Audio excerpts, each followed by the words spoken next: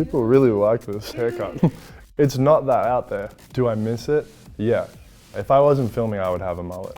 Makes me feel safe. Hello, I'm Jacob Elordi, and Esquire has asked me to explain a few things about my life and career. Let's dive in, shall we?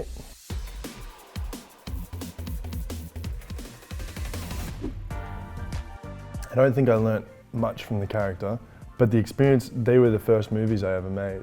Before that, I just had watched movies. So I think I learned a lot about patience. It's been a whirlwind since then.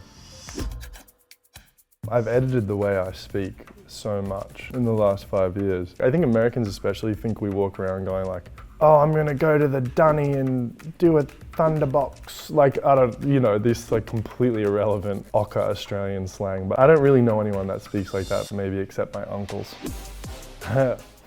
When I was younger, I was infatuated by him. I got given a Walkman, like a disc player, and Mockingbird was on there, and I think I just like skipped that track back over and over and over, and then tried to buy all the clothes that he had, tried to talk like him, wanted so bad to be him. And I dreamt of like playing him in a biopic, which is just an impossibility.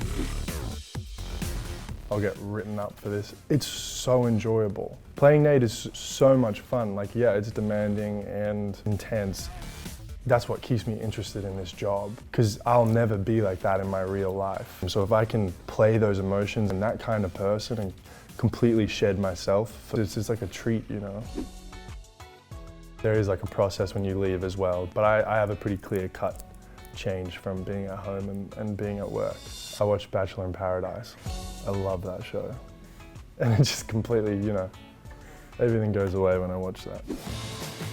I didn't get to meet Olivia Newton-John. I'm pretty sure she was like my dad's crush back in the day. I wish I'd gotten to work with her. But I did work with Paul, which is, one for the memory book. He's a real character. SJP. She looks so good in this show. Well, I went to this fashion show. It was one of the first ones I went to, and they gave me this bag. I haven't lost my wallet since I got that bag. When I leave the house, I have to have like a notepad, a book, a camera, a juice. I try to take my whole house with me whenever I leave, and what happens is I always lose my favorite things. It's changed my life. Working with Ben was like a literal dream come true. Having the opportunity to just sit in a room with him was incredible. Good Will Hunting is one of those first movies that you come to and you realize this is doing something a little different. When you realize they wrote it in their early 20s and won a Best Screenwriting Oscar, they're like actual gods. To me anyway. I hope by the end of my career I work with, almost every actor that there is. I'd love to work with Mark Ruffalo. That would be incredible. He's giving every single part of himself, and I'd love to just sit across from that and see how that would like affect you and make me feel.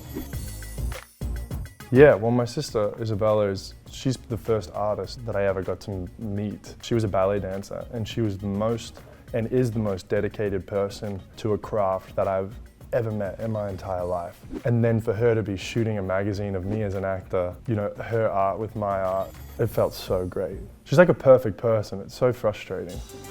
Thank you very much for taking the time and listening to me. Cheers.